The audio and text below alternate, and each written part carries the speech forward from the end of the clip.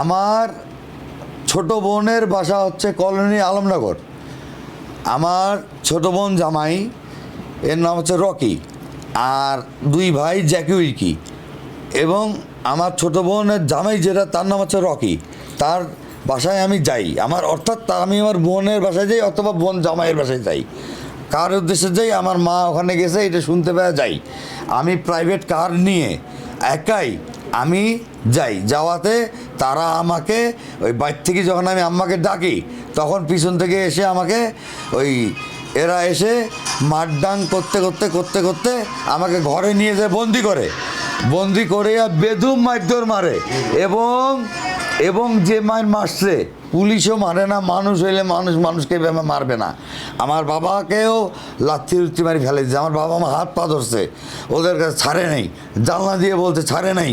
আমাকে যখন বালিশ চাপা দেয়, শেষ 10 সেকেন্ড 15 সেকেন্ড হইলে আমি মারা দিতাম।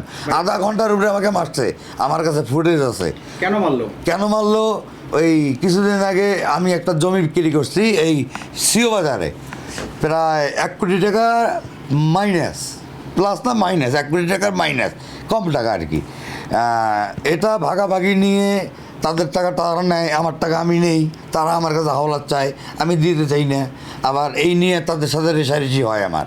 32 ইঞ্চি জেভিকো টিভি এখন মাত্র 15,000 টাকায়, সাথে পাচ্ছেন 3 বছরের প্যানেল ওয়ারেন্টি। তারপরে যে কোনো কায়দায় তারা আমার কাছে এই রেজিস্ট্রির আগে কিছু টাকা নিছে, 3 লাখ 4 লাখ টাকার মতো নিছে। এই টাকাটা আমি পাই নাই, চাইতে গেলেই আমাকে কাজ ঘুরে আর দেয় না। তো এরকম দুই বোনেই সেম কাজ করছে, কিন্তু আমি তো বুঝতে পারি নাই। এ নিচে 2 লাখ, ও নিচে 3 লাখ, 5 লাখ টাকা দুইজনে দিতে আমাকে দিয়ে দেবো, ভাই হয় বোন নাই দিয়ে দিছি। আজীবন আমার বাপ দিয়ে এসছে, যখন যা চাইছে দিছে, আজীবন আমার কাছে যা চাইছে তাই পাইছে। আমার যে ছোটো ভাইগনা আমার হাতে বড় হইলো, ওই ভাইগনা যে হাত ভাঙি গেল, আমি সৈয়দপুর নিয়ে গেলাম, টাকা লাগছে, টাকা 10 টাকা হইলে খরচ করছি ভাইগনের পিছনে। ভাইগনে ব্যাট বলের জন্য কান দিয়ে আসিয়া 18,000 টাকা দিয়ে সেট কিনে দিলাম, সেই ভাইগনে আমাকে সেই ব্যাট দিয়ে মারছে এইখানে, এবং এইখানে ঘুষেইছে, এখনও মানে দাগ আছে কালো। হ্যাঁ, জখম ছিল, জখম আমার কাছে ফুটেজ ছবি আছে আমার কাছে। হ্যাঁ, এবং ভাইনার নাম হচ্ছে রাবিত। আর পারিবারিক বিরোধ বলতে কি, পারিবারিক বিরোধ না, এটা হচ্ছে আসলে এক ধরনের প্রতারণা। আমাকে সাইড করে আমার বাবা আমাকে কনভিন্স করে তাদের ভিতর থেকে টাকা পয়সা ছিনিয়ে নিয়ে, যেভাবে আজ এটা দরকার, কাল এটা দরকার, পরশু এটা দরকার, তরশু এটা দরকার, আমার বাবা আমাকে আশায় দেয়, না থাকলে না দেয়। কিন্তু বাট যখন থাকবে না সেটা বড় কথা না, বড় কথা হচ্ছে আমি তো ওদেরকে হাত দিইনি, আমি তাদের বাসায় ডাকতে গেছি। কেন আমাকে মারলো? আমার কী অপরাধ? আমাকে মারলো কেন? আমি কি তাদেরকে মারছি? তাদেরকে তো আমি মারি নাই। ওই ঘটনায় মামলা করছিলেন? হ্যাঁ, ওই ঘটনায় একটা মামলা করছি। আমি তো মামলা করি না, পুলিশ যে আমাকে উদ্ধার করে নিয়ে এসছে। যখন বাঁচাইতে পারে না, তখন আমার বাবা আমার এক ভাইকে ফোন দেয়, এই যে এই ভাইকে, এই ভাইকে ফোন দেয়, ভাইকে জিজ্ঞাসা করতে পারেন। ফোন দেওয়াতে এই ভাই দুলাভাইকে ফোন দেয়, এদিকে দুলাভাইকে ফোন দেওয়ার পরে ত্রিপুরা লাইনের পুলিশ এসে আমাকে বাঁচাই নিয়ে যায়। আমি লিওন, আমার বাসা এটা, আমি এখানে থাকি, একাই থাকি।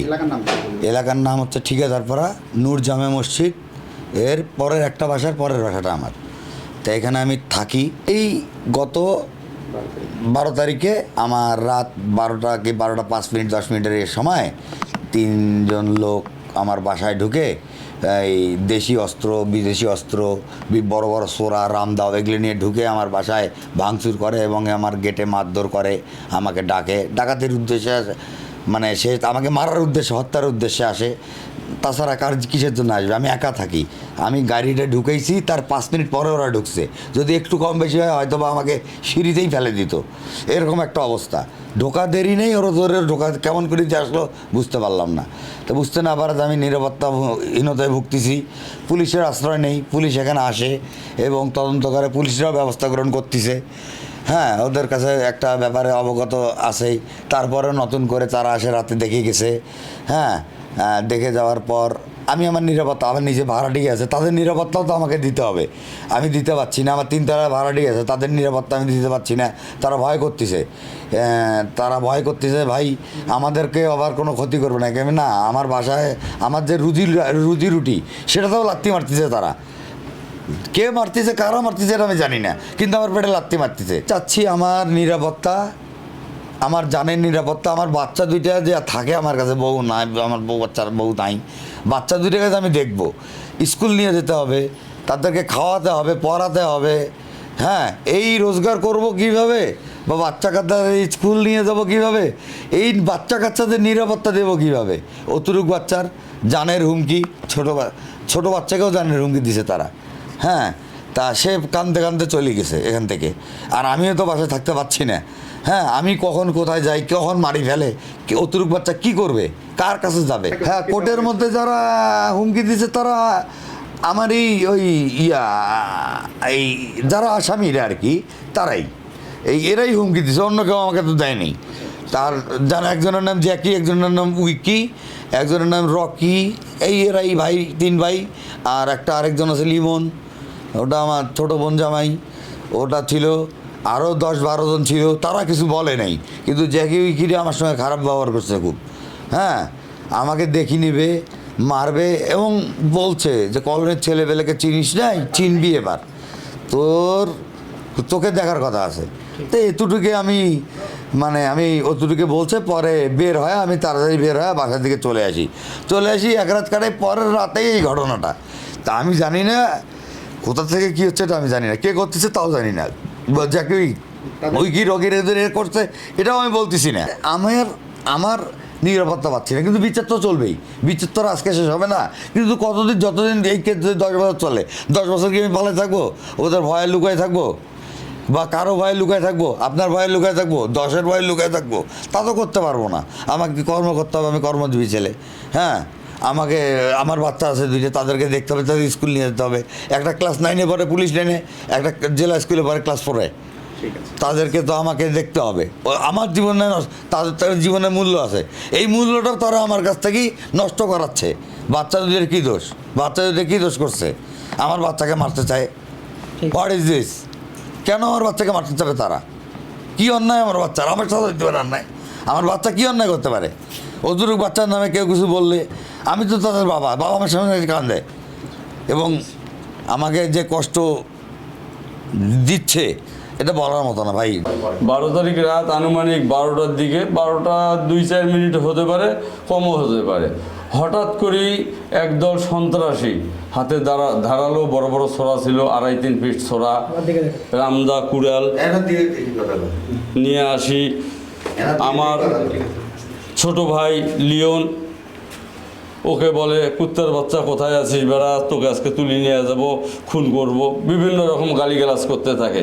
আমার ছোট ভাই তৎক্ষণাৎ ভিতরে দরজা লাগাই দেয়, একটা ক্লাবসবল গেট আছে, ওইটা লাগার পরে কাঠের দরজা আছে, ওইটা লাগায়। আমি ফোন করে বাইরে হইতে নিষেধ করি যে নিচে বাড়ি অ্যাটাক করছে।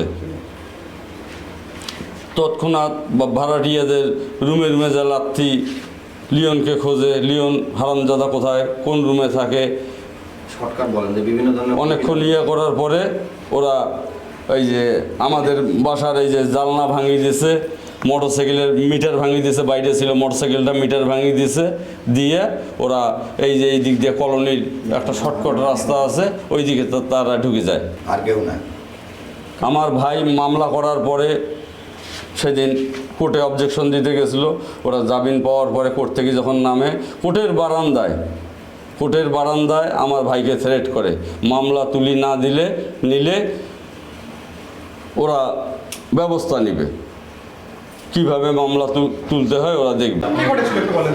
ওই শব্দ করার পর আমরা হইলো দেখিতে মানে এদের বাড়ি পারিবারিক নিয়ে তো গন্ডগোল লাগছে, আমি এখানে আসি দাঁড়িয়ে আছি, তখন একটা গ্লাস ভাঙলো, গ্লাসে যখন শব্দটা করলো তখন যে গুন্ডা ফন্ডা ঢুকছে, এটা আমাদের ভয়। আমি এখানে দেখি একটা ছেলে খালি দেখছি, এখানে মুখ বান্ধা ছিল, আর বাকি ছেলেগুলো দেখিনি।